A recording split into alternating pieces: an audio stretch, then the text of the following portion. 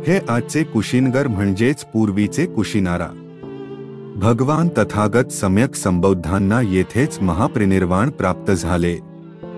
हे ते ठिकाण आहे जिथे महापुरुषांच्या 32 वैशिष्ट्यांनी भरलेले त्यांचे सुंदर शरीर अग्नीला समर्पित करण्यात आले. जन्म, वृद्धत्व, रोग आणि मृत्यू हा निसर्गाचा किती अट नियम आहे. जन्माला येणारा कोणताही प्राणी वृद्धत्व, रोग आणि मृत्यूपासून वाचू शकत नाही, जरी तो तथागत सम्यक संबोध असला तरी. पण तो मृत्यू सामान्य मृत्यू नव्हता. त्या मृत्यूद्वारे भगवान सम्यक संबोधांनी मृत्यूच्या राजा मारावर पूर्णपणे विजय मिळवला. तो त्यांचा शेवटचा मृत्यू होता. आता त्यानंतर मृत्यू नव्हता, कारण त्यानंतर कोणताही जन्म नव्हता. जिथे जन्म थांबला होता तिथे वृद्धत्व, रोग आणि मृत्यू थांबला होता. अशा पवित्र भूमीचे दर्शन करताना मन अपार करुणा आणि आनंदाने भरून जाते. येथील पृथ्वीच्या प्रत्येक कणात, येथील वायू लहरींच्या प्रत्येक लाटेत ह्या धर्माचे अस्तित्व जाणवते. त्या महान करुणामय व्यक्तीची करुणा प्रत्येक अणूमध्ये दिसते. त्या प्रेमाच्या महासागराचे अनंत प्रेम ओसंडून वाहताना दिसते. त्या महान सत्यवादी व्यक्तीची अटल सत्यता प्रतिबिंबित होताना दिसते. करुणा, मैत्री आणि सत्याच्या या त्रिवेणीच्या पवित्र संगमालाच तथागत बुद्ध म्हणतात. या तिघांचा संगम म्हणजेच सम्यक संबोध. बुद्ध म्हणजे करुणा, बुद्ध म्हणजे मैत्री आणि प्रेम, बुद्ध म्हणजे सत्य. येथे तथागताचे सान्निध्य मनाच्या डोळ्यांसमोर वारंवार प्रकट होत राहते. मनात पसरलेल्या त्यांच्या असीम करुणेची एक छोटीशी लाट आणि संपूर्ण हृदय करुणेच्या साराने भरून जाते. 2500 वर्षांपूर्वीचे ते दृश्य डोळ्यांसमोर जागृत झाले. तथागतांनी 3 महिन्यांपूर्वी त्यांच्या मृत्यूची तारीख जाहीर केली होती आणि आता ते पूर्वनिर्धारित ठिकाणी त्यांचे शरीर सोडण्यासाठी प्रवास करत आहे. मृत्यूचा दिवस आला आहे. भगवानांचा प्रवास सुरूच आहे. वाटेत चुंद नावाच्या एका लोहाराने भगवानांना मोठ्या भक्तीने जेवायला बोलावले. पण ते अन्न जड आणि गरिष्ठ होते. त्यामुळे तथागतांच्या वृद्ध आणि आजारी शरीरासाठी ते अपचनशील आणि वेदनादायक ठरले. त्यांना आमाश झाला. त्यांचे शरीर कमकुवत झाले. मृत्यूशय्येवर पडून असताना महाकारुणिक तथागतांच्या मनात एक विचार आला. जेव्हा भक्त चुंदाला कळेल की बुद्धांना त्यांच्या जड अन्नामुळे त्यांचे शरीर सोडावे लागले, तेव्हा तो दुःखाने व्याकुळ होईल. अज्ञानी लोक त्यांना शाप देतील की त्यांनी बुद्धांना कोणत्या प्रकारचे अन्न दिले आणि त्यांनी किती पाप केले आहे. हा शाप ऐकून त्याला आणखी वेदना होतील. फक्त हे विचार करून त्या महाकारुणिक बुद्धांचे हृदय करुणेने वितळले आणि ते आनंदाला म्हणाले, आनंद. त्या भक्त चुंदाच्या मनात कोणत्याही प्रकारचे वाईट विचार येऊ नयेत याची काळजी घे. माझ्यामुळे तो दुःखी होऊ नये. त्याला समजावून सांग की तुझे हे अन्नदान तुझ्यासाठी पापाचे कारण बनले नाही, तर महान पुण्याचे कारण बनले आहे. ज्या अन्नाने तथागतांनी पापी मारावर विजय मिळवला आणि सम्यक संबोधी प्राप्त केली. ज्याप्रमाणे सुजाताच्या खीरचे ते अन्नदान सुजातासाठी अपार पुण्य निर्माण करणारे ठरले, त्याचप्रमाणे तुमच्या या अन्नाचे सेवन करून तथागतांना अनुपदेश निर्वाण धातू प्राप्त झाला आहे. तो मृत्युराज माराच्या तावडीतून कायमचा मुक्त झाला आहे. म्हणून तुमचे हे अन्न सुजाताच्या खीरपेक्षा कमी पुण्याचे नाही, कमी फलदायी नाही. आनंद. असे सांगून चुंदाच्या मनातील दुःख दूर करा. त्याला प्रोत्साहन द्या. तथागताची महान करुणा धन्य आहे. मृत्यूशय्येवर असतानाही जर तो कोणत्याही गोष्टीची काळजी करत असेल तर ती म्हणजे त्याच्यामुळे कोणाचेही मन दुःखी होऊ नये. त्याची असीम करुणा कोणालाही दुःखी पाहू शकत नव्हती. बुद्धांच्या अतुलनीय प्रेम आणि मैत्रीच्या प्रकाशाचा किरण मनावर चमकला. साल वृक्षाखाली पसरलेल्या संघाटीवर भगवान अतिशय आजारी अवस्थेत पडले होते. वैशाखी पौर्णिमेचा उदास चंद्र पश्चिमेकडे सरकत होता आणि संपूर्ण वातावरणात दुःख पसरवत होता. तथागतांच्या परिनिर्वाणाचा काळ जवळ येत होता. तथागतांचे शेवटचे दर्शन घेण्यासाठी भक्तांची गर्दी जमत होती. त्याच वेळी सुभद्र नावाचा एक नवीन साधक बुद्धांकडून धार्मिक लाभ घेण्यासाठी आला, परंतु आनंदाने त्याला दूरच थांबवले आणि म्हटले की भगवान खूप थकले आहे, त्यांना त्रास देऊ नका.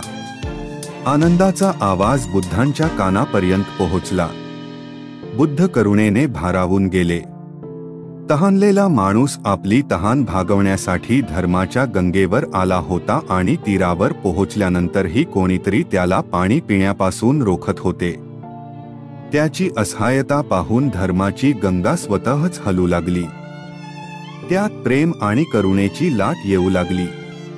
मैत्रीचे मूर्त स्वरूप असलेल्या आनंदला थांबवून भगवान तथागत म्हणाले, नाही आनंद, सुभद्रला नकार देऊ नकोस. त्याला येऊ दे, तो मला त्रास देण्यासाठी आलेला नाही. तो धर्माचा खरा साधक आहे. त्याला थोड्याच वेळात धर्माचे रहस्य समजेल. त्याला थांबवू नकोस. त्याला माझ्याकडे येऊ दे आणि अशा प्रकारे त्यांच्या आयुष्याच्या शेवटच्या क्षणांपर्यंत त्यांच्या दुःखाची अजिबात पर्वा न करता मैत्रीच्या अमर्याद महासागराने त्या धर्माच्या साधकाला धर्माचा उपदेश केला. त्याला ख्या धर्माचा मार्ग शिकवला, जो त्याच्या कल्याणाचे आणि आनंदाचे कारण बनला.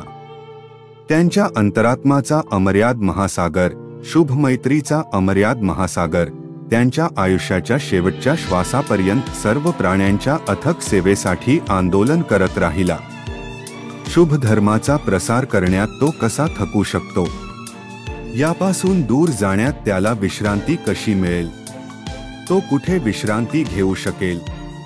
आणि मग त्यांच्या मनात त्यांच्या सत्यतेची आणखी एक पवित्र घटना उलगडली. शेवटचा श्वास घेण्यापूर्वीच्या त्यांच्या शेवटच्या शब्दांमधील हे अमूल्य शब्द माझ्या हृदयात घुमले, वैधम्म संखारा अपमादेन संपादेत. हे भिक्षूंनो, ऐका, सर्व संस्कार अनित्य, मरणासन्न आणि नाशवंत आहे. सर्व संस्कार म्हणजेच वस्तू, लोक, घटना, परिस्थिती सर्व नाशवंत, नाजूक, नश्वर आणि परिवर्तनशील आहे. हे निसर्गाचे कठोर सत्य आहे. निष्काळजीपणा टाळा, आळसापासून दूर राहा, सतर्क आणि जागरूक राहा. निसर्गाच्या या सत्याचे आचरण करत राहा. या सत्यात राहून तुमचे कल्याण करत राहा. भगवान तथागतांनी मानवी जगाला दिलेली ही किती अद्वितीय, अमूल्य, शेवटची भेट. किती मौल्यवान वारसा, किती उपयोगी वारसा. शुभतेची किती अद्वितीय, अमूल्य भेट. त्या महान सत्यभक्ताने आयुष्यभर स्वतः सत्याचे आचरण केले आणि लोकांना सत्य पाहण्यासाठी प्रेरित आणि प्रोत्साहित केले. हे संपूर्ण इंद्रिय जग, नाम आणि रूपाचा हा एकत्रित जीवन प्रवाह, शरीर आणि मनाचा हा एकत्रित प्रवाह किती नाजूक आहे, किती नाशवंत, किती परिवर्तनशील. या बदलत्या प्रवाहाकडे कुशल आणि अविचल, अलिप्त वृत्तीने पाहत राहणे म्हणजे विपश्यना. ही सत्याची शुद्ध दृष्टी आहे. मुक्तीची शुभता यातच सामावलेली आहे. आळसात न अडकता आपण हे सत्य देखील पाहत राहिले पाहिजे आणि आपल्या जीवनाचे अंतिम ध्येय साध्य करत राहिले पाहिजे. शरीर, वेदना, मन आणि धर्माच्या ध्यानाद्वारे हे सत्य साकारत राहिले पाहिजे. अनित्य, दुःख आणि अनात्माची जाणीव करत राहून ज्ञान जागृत करत राहिले पाहिजे. ध्यानाची ही जागृती जीवनाचा, निसर्गाचा एक भाग बनली पाहिजे. तथागत भगवान बुद्धांचे हे शेवटचे शब्द आपल्याला प्रेरणा देत राहोत. यापेक्षा चांगली प्रेरणा कोणती असू शकते? वैधम्मा संखारा अपमादेन संपादेत. वैशाख पौर्णिमेला रात्रीच्या 3 प्रहरी घोषित केल्यानुसार तथागताने अंतिम श्वास घेतला. तथागतांचे परिनिर्वाण ईसा पूर्व 483 मध्ये झाले. सूर्य केवळ दिवसाच प्रकाशतो. चंद्र केवळ रात्रीलाच प्रकाशतो. आपली शस्त्रे धारण केल्यावर क्षत्रिय तेजस्वी दिसतो, ब्राह्मण ध्यानस्थ असताना तेजोमय दिसतो, परंतु बुद्ध मात्र स्वयंतेजाने दिवस रात्र निरंतर प्रकाशित राहतो। त्यांनी दाखवलेल्या मार्गाचे अनुसरण करून आपणही त्यांच्यासारखी असीम करुणा जागृत करूया। आपणही त्यांच्यासारखी अनंत मैत्री जागृत करूया। आपणही त्यांच्यासारखी अटल सत्यता जागृत करूया। ही आपली शुभता आहे, हा आपला चांगुलपणा आहे, हेच आपले कल्याण आहे, हीच आपली मुक्ती आहे। यात काही शंका नाही की बुद्ध भुवन प्रदीप होते, समस्त लोकांसाठी प्रकाशस्तंभ होते। धन्य ते बुद्ध आणि धन्य त्यांचा धम्म।